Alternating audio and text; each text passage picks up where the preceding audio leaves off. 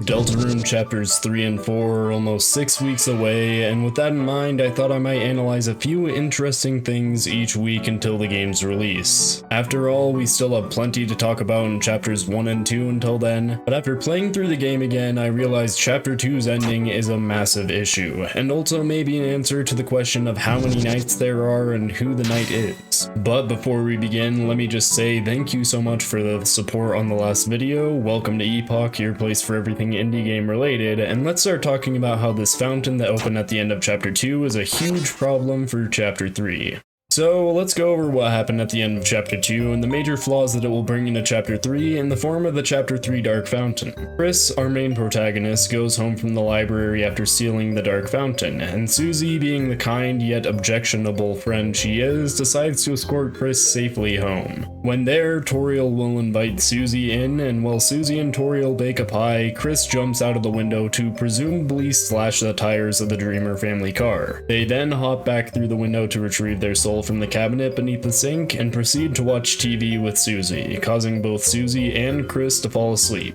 Toriel calls the local police about someone being outside and the tires being slashed, and then falls asleep in her chair, leading Chris to rip out their soul again before opening the door, turning on the TV, and presumably opening the Dark Fountain in the middle of the living room. But Chris opening the Dark Fountain in this manner leads to several issues, but first, let's cover why this Dark Fountain is unusual. In the previous 2 chapters of Deltarune, when inside of the Dark Worlds, all the objects in the given Dark World are turned into Darkeners, some becoming more powerful than others such as King and Queen, along with some secret bosses. It is likely that the most important object in any given location is the Darkener that will receive the most power over the Dark World, and the least important or most neglected object in the Dark World will turn into the secret boss. The main boss, or the Darkener that receives the most power over the Dark World, is always the one that is meant to protect the fountain, keeping it from being sealed by the Lightners, specifically Chris. Now, normally this is achieved through the Dark Fountain being as far away from the entrance to the Dark World as possible, located in the castle or mansion of the most powerful Darkener. But that's where things fall apart for chapter 3's Dark Fountain. We see Chris open the Dark Fountain in the middle of the living room in the Dreamer house, a spot that seems very out in the open. And considering the placements of Chris, Susie, and Toriel, it is possible that they would be split up when initially entering the Dark World. Chris being in the southwest quadrant of the room, Susie being in the southeast quadrant, and Toriel being in the northwest quadrant. However, it isn't confirmed that your location in the Light World corresponds with where you will be in the Dark World, seeing as when Chris and Susie close the Dark Fountain in the library, they end up at the doorway of the Light World, not the cabinet in the top right where you would expect them to be, and considering Noelle and Birdley seem to be in the same spot as Chris and Susie when they get to the Dark World, it could be possible that any Lightner, regardless of location in the Light World, always spawns in the same place in the Dark World.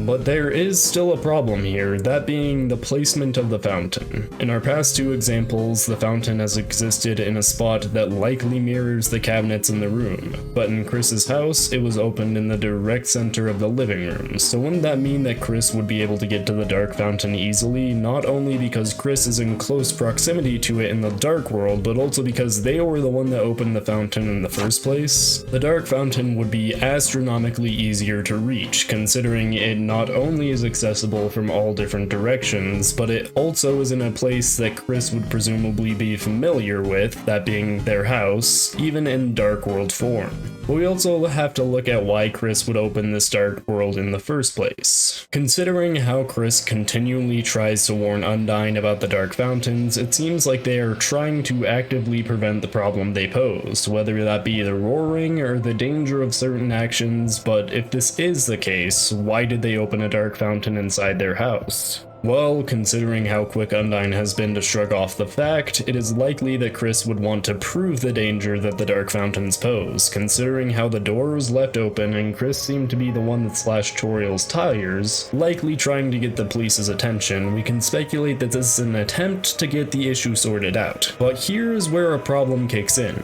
How is Chris going to delay sealing off the fountain long enough to get Endng or some other police officer to check it out? Susie knows that inside a dark world it is crucial to get to the dark fountain and seal it off, especially after hearing the prophecy of the roaring. So if Chris actively ignored closing the dark fountain, Susie would know something is going on. This raises the question, how will Chris prevent the dark fountain from being sealed? Well, having thought this through, I think this is why Chris turned on the TV. The TV is definitely set up to be the main boss that will protect the dark world and keep the fountain from being sealed, and if it somehow kept the crew from getting to the dark fountain for a while, then Chris would have enough time inside the dark world to run down the clock until the officer got there. But how exactly would this be achieved? Well, let me run down a few of the options to solve the problems we have. Now, I mentioned before that our problems are the placement, not necessarily of the fountain, but both of the fountain and the lighteners. The second problem is ease of accessibility, seeing as the fountain is in a place where you could likely approach from any cardinal direction, and third being the time limit, seeing as Chris likely wants the police to arrive to see the dark fountain before it closes. A side problem that comes with the time limit is Susie being suspicious of Chris if their actions are somewhat unusual to gain some time. With this, there are 3 different outcomes that I see as a highly likely way of solving these issues altogether in a way that allows the chapter to not be as easy as walking to the fountain and sealing it right off the bat.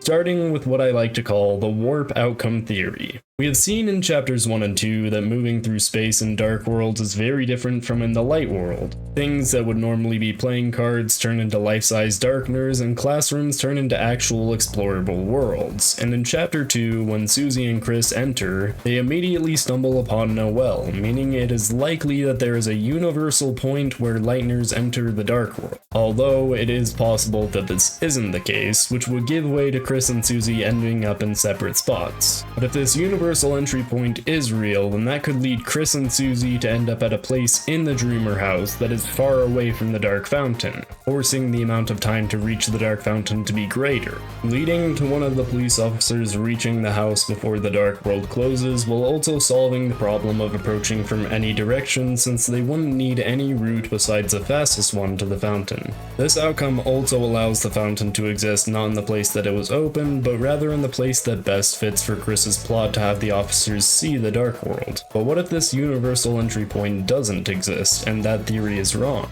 Well, that brings us to our second solution, the barrier outcome theory. If Chris, Susie, and Toriel are all separate when entering the Dark World, all being in the same place relative to where they were in the Light World, then the fountain would likely be in the same spot it was opened relative to the Light World, meaning they could get there incredibly fast and would be allowed to close the fountain, that is, unless there was a barrier stopping them, maybe caused by the main boss in the Dark World. If the TV that Chris turned on before opening the Dark Fountain made a protective barrier around the Dark Fountain, then that would force the group to find some way to disarm the barrier before closing the Dark Fountain, letting there be enough time for the police to get there before the barrier is successfully shut down so that the Dark Fountain could be closed. This allows the Lighteners to approach the Dark Fountain from any direction without having the ability to seal it immediately. But what if there was a third option, one that fits a lot better than the others and also explains the amount of time they spend in the Dark World? Well, let me tell you about fun outcome theory. It is a common saying that time flies when you're having fun, and considering the clips we have seen in the Nintendo Direct trailer, there are some interesting things that I would like to note. This battle that is shown is likely linked to Chapter 3, but what is interesting to me is that instead of our action being a dialogue prompt to successfully recruit allies in this fight, it is instead a minigame.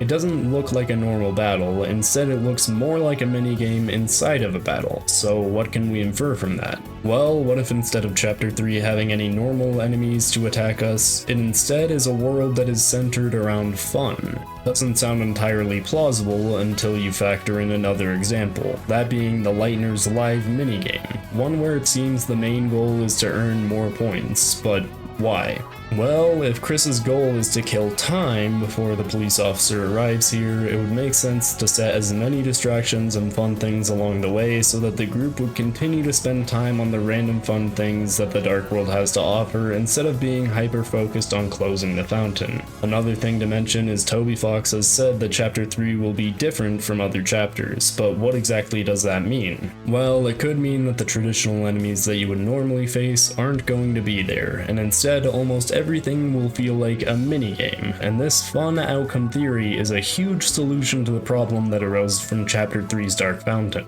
But I mentioned the knight at the beginning of the video, so what does any of this have to do with this mysterious figure? Well, if fun outcome theory is correct, then that would make the dark world that Chris opened such a drastic turn from the other dark worlds that we have experienced, but why does that matter when talking about the knight? Considering the earlier fact that the Dark Fountain is in a completely different spot than expected, not to mention its rules are drastically different, and most important of all, we know who opened this particular Dark Fountain, I think that would almost confirm that whoever opened the other two Dark Fountains couldn't have been Chris. They seem to operate completely differently than the Dark Fountain that Chris opened, so it is highly likely that whoever opened the other two Dark Fountains has to be the exact same person, or at the very least followed very specific directions to achieve the exact same outcome. And likely isn't the same person as Chris, since they only had a small explanation from Queen, causing the dark world that was open to be so drastically different since it didn't have more clear instructions.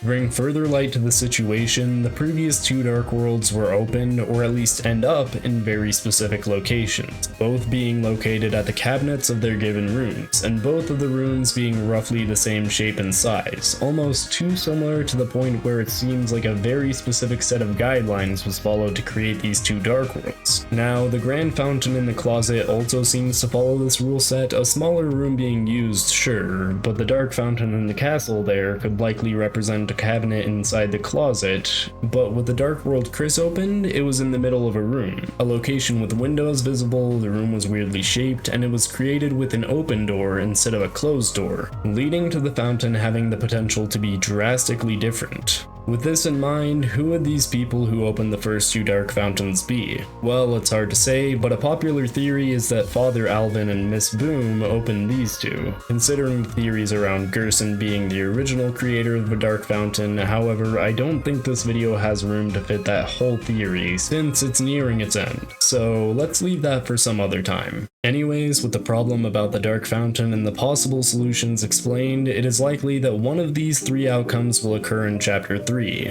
Or it could be revealed that Chris actually just struck a gas pipe and the TV face was a glitch, while the real Dark World is some other place in Hometown. But I guess we'll have to wait for the release of Chapter 3 to see. Also, considering this is my second video ever, if you're watching this before the release of Deltarune Chapters 3 and 4, then consider yourself one of the OGs. Even those of you who don't decide to subscribe, I greatly appreciate you taking the time to click on this video, as it'll help me make more videos like this in the future, and who knows, maybe by the time that Deltarune releases, you will have grown a community here larger than I would have ever expected. That being said, if you enjoyed this video, then possibly you'll like my other video about everything we can look forward to in Chapters 3 and 4 before they release. Anyways, this has been Epoch, your place for everything indie game related, and until then, a mischief and a chaos.